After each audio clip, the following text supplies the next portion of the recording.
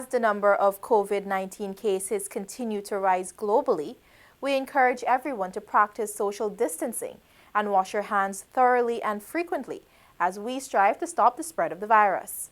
This is InfoHub for Thursday, April 2, 2020. We have lots to tell you. Locally, new measures are being implemented to fight the spread of the novel coronavirus.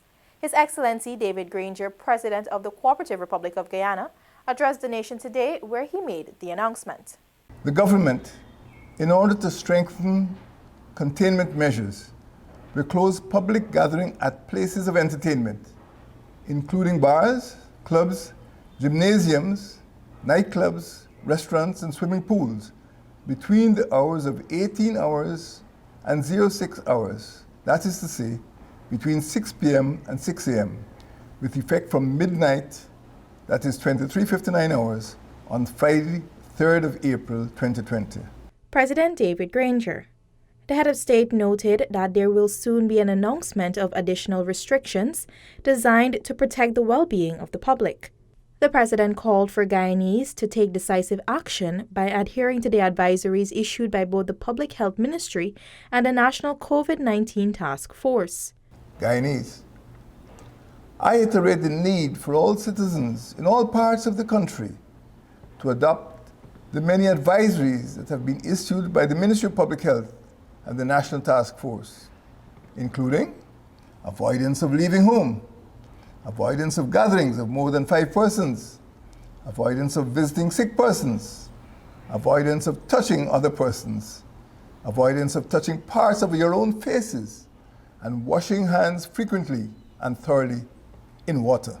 President Granger also reminded Guyanese of some of the decisions taken thus far to help safeguard against the spread of COVID-19.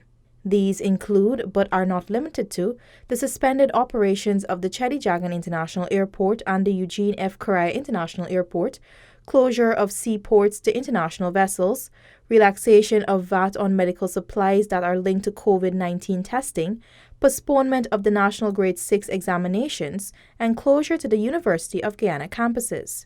The Ministry of Public Health, together with the Civil Defense Commission, has been engaged in mobilizing medical staff and marshalling the resources and equipment needed to fight the disease. More decisions stemming from the National COVID-19 Task Force are expected to be implemented shortly. Check our social media platforms for His Excellency's entire address to the nation. With much emphasis being placed on COVID-19, Regions 2, 7, 8, 9, and 10 now have hotlines. Minister of Public Health, the Honorable Valda Lawrence, in updating the nation today, stated that the COVID-19 hotlines will enable more Guyanese to access information and health advice and to report possible cases of the deadly virus. To date, Region 4 has recorded 17 out of the 19 confirmed COVID-19 cases in Guyana. Region 3 and 6 have only recorded 1 confirmed case each. Providing the nation on Thursday with an update of the current COVID-19 statistics, Minister of Public Health, the Honorable Valda Lawrence, said as of April 1, 2020, the situation in Guyana has changed dramatically. The number of confirmed cases remains at 19, with 1 inconclusive.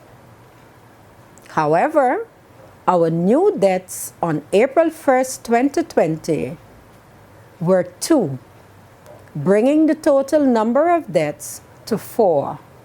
Minister Lawrence said calls to the COVID-19 hotline have moved to 1,252, while a total of 75 persons have been tested, 19 positives, 55 negatives, and 1 inconclusive. It was also disclosed that COVID-19 hotlines are now accessible in Regions 2, 7, 8, 9, and 10. The number of persons in institutional quarantine is now 31. 11 persons are in isolation, with 1 person hospitalized in the COVID-19 ICU unit. The number of persons currently on home quarantine known by the Ministry of Public Health is 121. The Public Health Minister is pleading for Guyanese to heed the calls from the authorities to avoid large gathering and to practice social distancing. My fellow Guyanese, I have been noticing that despite the countless messages appealing to you to be responsible, to comply with the advisory measures that the Ministry of Public Health, along with other partners, has put in place in the interest of mitigating the spread of the virus and to keep us all safe, you are still breaching the protocols and behaving as if you are immune to the disease. Let me remind you that COVID-19 has no boundaries. Persons are urged to wear protective gear over their mouth and nose if you must go out. Globally, there has been 823,626 confirmed cases, while the total amount of deaths stand at 40,598. In the regions of the Americas, there is some 188,751 confirmed cases and 3,400 deaths. For InfoHub, I am Kellon Rover reporting. Let's tell you now that all city markets will be closed from Saturday, April 4 until further notice. In a release, the Mayor and City Council explained that this decision was taken to reduce the spread of the COVID-19 pandemic. In this regard, all markets and street vending operations must cease from 7 p.m. on Friday, April 3. However, farmers, wholesalers, and retailers will be allowed to sell only on Fridays from 7 a.m. to 1 p.m. at the Stabroek Market, west of the Guyana Fire Service building, and at the border market on the Merriman's Mall between Orange Walk and Light Street. Further, public gatherings of more than 5 persons will not be allowed. More information can be found on our website and social media platforms. Turning our attention now to the GCOM recount case. The Court of Appeal will begin hearing arguments on the case brought before it, challenging the full court's ruling which dismissed an application by private citizen Yulita Moore to block a national recount of votes cast at the March 2 general and regional elections. The Court of Appeal, with Justices Don Gregory Barnes, Rishi Prasad, and High Court Judge Brassington Reynolds, met on Thursday morning to hear a challenge to the decision made by the full court on Tuesday. The challenge is about the dismissal of an application by private citizen Yulita Moore to block a national recount of votes cast in the March 2nd general and regional elections. The sitting on Thursday focused on housekeeping work, setting of guidelines for both written and oral submissions the following day, Friday, at 10 a.m. Attorney at law Roysdale Ford, on the team which represents Yulita Moore, said their client's position remains the same and hopes the Court of Appeal will set aside the decision of the full court. Moore's attorneys also believe that the full court erred in law when it ruled that the court did not have jurisdiction to hear and consider the fixed date application. Our position will be that the ruling of the full court, Justices Narendra Hardanan and the Chief Justice, that it is wrong in law, and we expect the full court, the Court of Appeal, to set aside the decision of the full court. And we expect that the chairman of the Elections Commission will honor what she always says, that she will await the hearing of the process. The Court of Appeal hopes to give a judgment by Friday afternoon or Saturday latest. Felicia Valenzuela, InfoHub. Corporate Guyana steps up, understanding the implications of COVID-19 and that the battle against its spread cannot be won single-handedly. Corporate society has stepped up its efforts and is playing a vital role in assisting the country's healthcare system. Demerara Distillers Limited has thus far made 2 large donations of their alcohol-based sanitizing cleaner.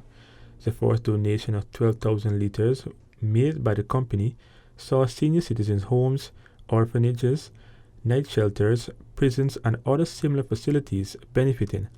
Their second donation of 254 5-gallon bottles of their alcohol-based sanitizing cleaner was made directly to the Health Emergency Operations Center.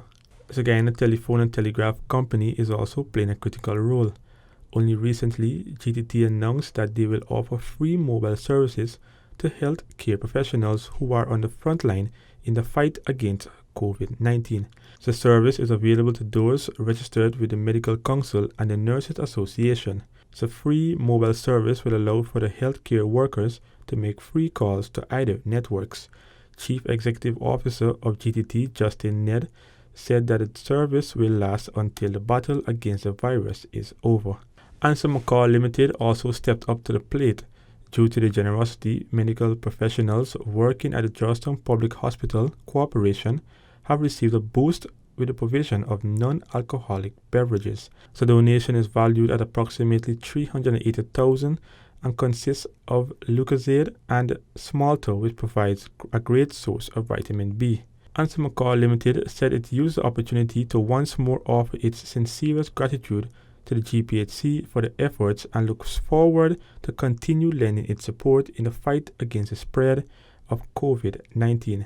The private sector will soon be intensifying efforts.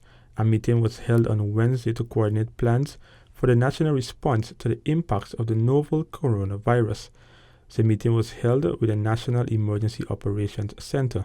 Some of the interventions discussed include a donation of medical supplies to the Ministry of Public Health, mobilization of sanitation supplies to aid the cleaning of markets and public spaces, and the donation of care packages to vulnerable persons and those whose jobs may have been affected. Isaiah Braffett for InfoHub. When the news returns, we help you to spot the difference between allergy-like symptoms and those of COVID-19. And WHO provides recommendations to help persons to protect their mental health.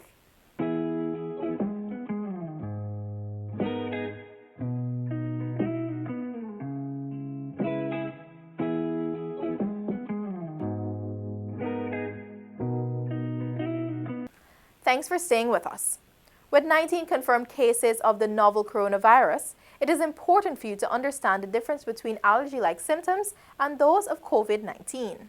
Allergy symptoms arise when the body's immune system reacts to a foreign substance, which causes minimum problems for most people. On the other hand, COVID-19 has been described as an infectious disease by the World Health Organization. Allergy symptoms occur seasonally and may include sneezing, itching of the eyes, mouth, nose, and throat, coughing, and runny or stuffy nose. Compared to allergies, COVID-19 symptoms may appear 2 to 14 days after exposure and result in fever, fatigue, dry cough, and in severe cases, difficulty breathing.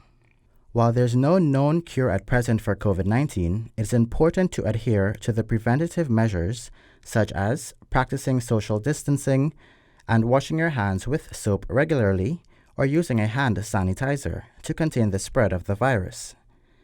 If you or someone you know is experiencing symptoms of COVID-19, call the Ministry of Public Health's hotline on 231-1166 or 226-72480.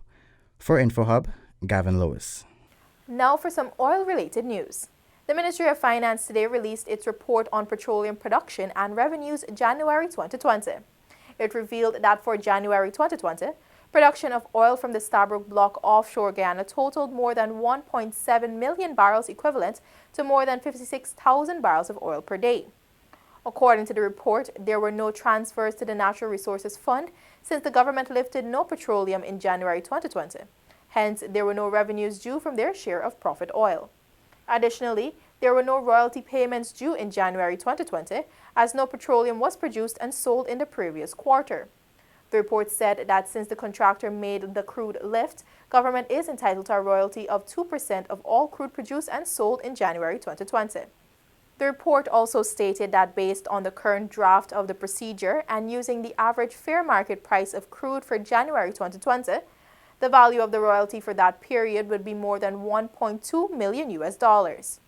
Production in the Stabroek Block began in late December 2019, and thus far, 4 lifts have been made.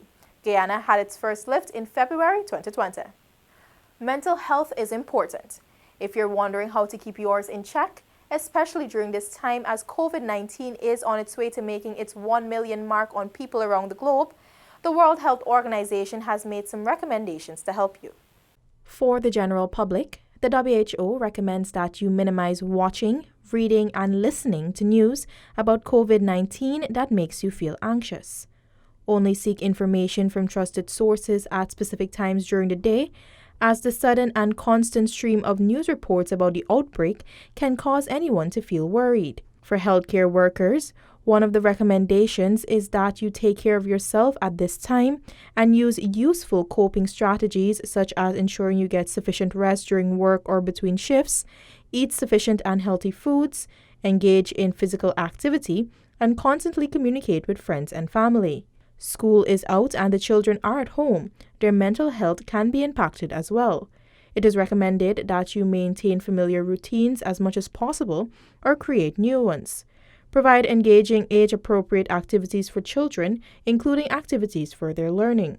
And for those with underlying health conditions, particularly elderly persons and persons with disabilities, make sure you have access to their necessary medications and get assistance your family needs.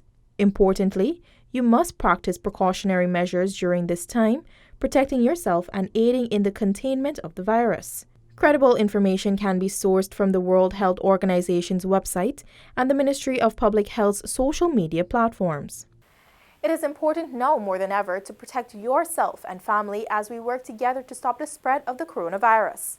Let's now take a look at this short video of some do's and don'ts during this time.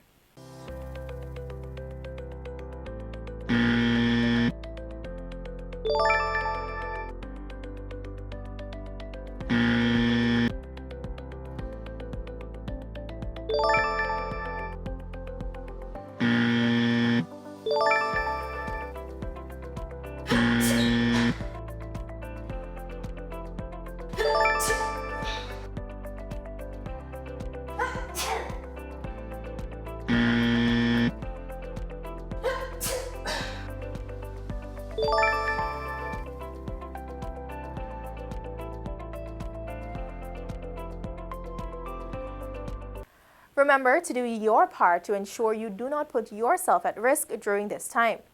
Exposing yourself to the sun or temperatures higher than 25 degrees Celsius does not prevent the coronavirus disease. You can catch COVID-19 no matter how sunny or hot the weather is. To protect yourself, make sure you clean your hands frequently and thoroughly and avoid touching your eyes, mouth, and nose. That's all for today. Connect with us on all our social media platforms, including WhatsApp, Facebook, YouTube, and Instagram, as we bring you the latest and important news related to COVID-19 and much more. Also, subscribe to our website, dpi.gov.gy. Your bridge and weather reports are up next. Stay safe and goodbye for now.